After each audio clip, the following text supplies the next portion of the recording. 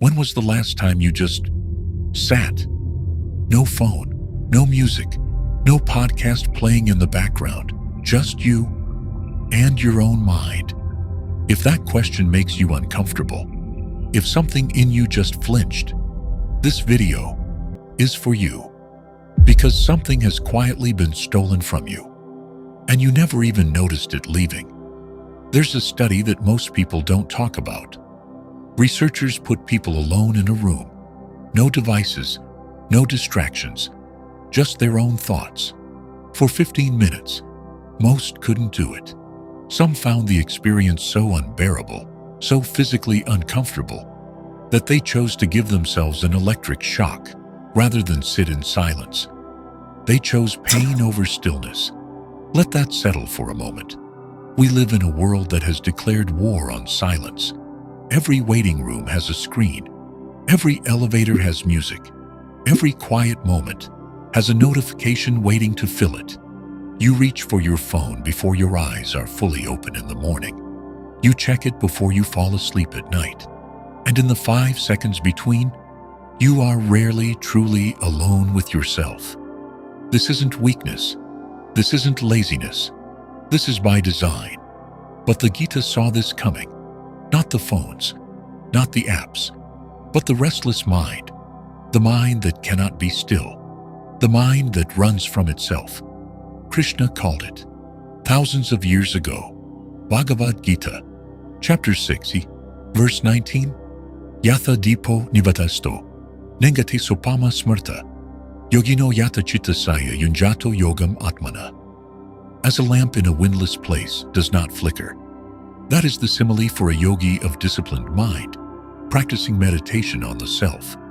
A lamp in a windless place, not a raging fire, not a searchlight, a single quiet, steady flame. That is what Krishna said the disciplined mind looks like. And then look at us today.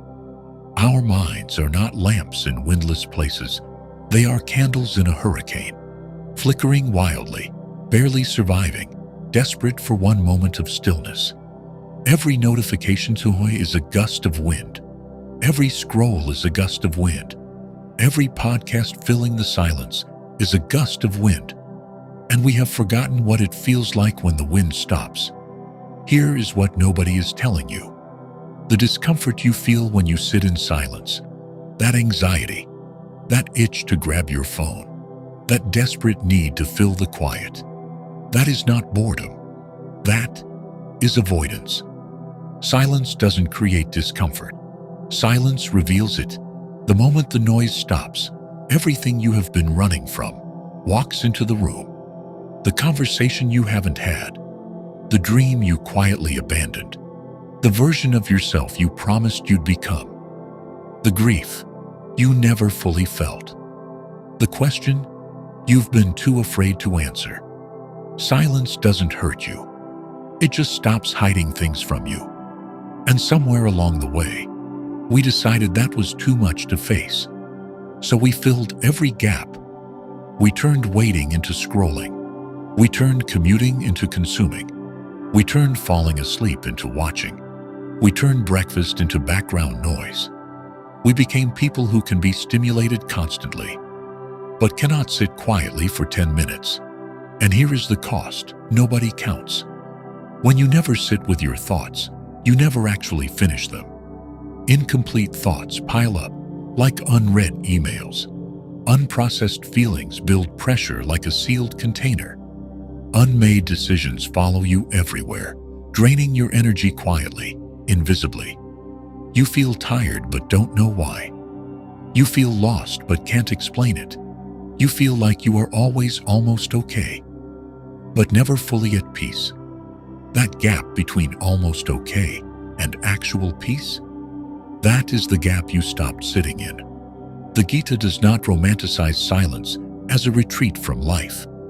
Krishna wasn't asking Arjuna to become a monk. He was standing on a battlefield. He was teaching a warrior, a man with responsibilities, relationships, and real pain, how to carry stillness inside of him even when everything outside was chaos. That is the promise. Not silence as an escape, silence as a foundation. When the mind, restrained by the practice of yoga, becomes still, one perceives the self within oneself, not in a monastery, not after years of meditation, in the middle of life, on the battlefield, in the quiet minute before the chaos begins again. Think about the last time your mind was truly still, not asleep, not distracted, still. Maybe it was watching a fire or sitting near water. Maybe it was that moment just after a long cry when something finally released. Maybe you can't even remember. That stillness, that rare, fragile, beautiful stillness, the Gita says, is not a luxury. It is your natural state. You were not built for constant noise. You were not designed for infinite scroll. Your nervous system, your mind, your soul, they were built for rhythm, work and rest, sound and silence, motion and stillness. You have been living half the rhythm and wondering why you feel incomplete. The Gita describes the undisciplined mind in one of its most honest verses. It says the restless mind is like the wind, impossible to grasp, constantly moving, carrying you wherever it goes. And Arjuna pushes back. He says, Krishna, the mind is restless, turbulent, obstinate, and very strong. I think it is more difficult to control than the wind. Even Arjuna felt it. The greatest warrior, the most disciplined man on that battlefield. He looked at his own mind and said, I cannot control this. And Krishna did not say, try harder, push more, be stronger. He said, practice and let go. Gradually, gently, again and again. Undoubtedly, the mind is restless and difficult to restrain, but it is subdued by practice and detachment, not conquered, subdued, not silenced by force, trained by patience. So what does that look like today? It doesn't look like deleting your phone. It doesn't look like a 10-day silent retreat. It doesn't look like becoming someone you are not. It looks like 5 minutes.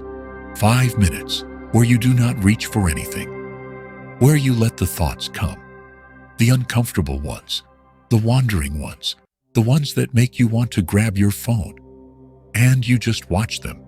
You do not chase them. You do not fight them. You sit beside them the way you would sit beside a river. The water moves. You stay still.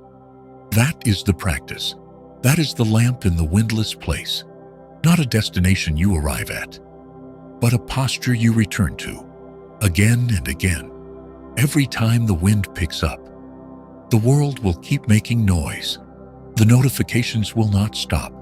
The screens will not dim. The content will not run out. The algorithms will keep feeding you. But inside you, beneath all of it, there is something that was never distracted.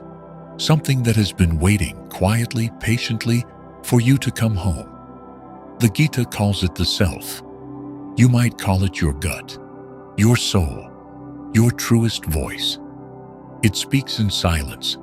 It cannot compete with noise. And every time you reach for distraction, at the first sign of discomfort, you move a little further from the only thing that has ever truly known you. Come back to the flame. Not once, not when you feel ready.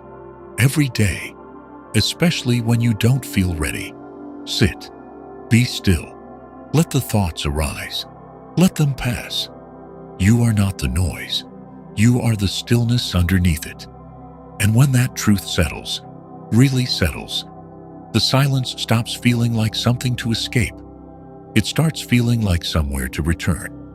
Yatha dipo, nivata sto, ningate. As a lamp in a windless place does not flicker. That lamp is not out there somewhere. It is already burning inside you. You just have to stop running long enough to see it. If something here stayed with you, subscribe. We put out new videos on ancient wisdom in plain English for the life you are actually living. We hope we helped you a little.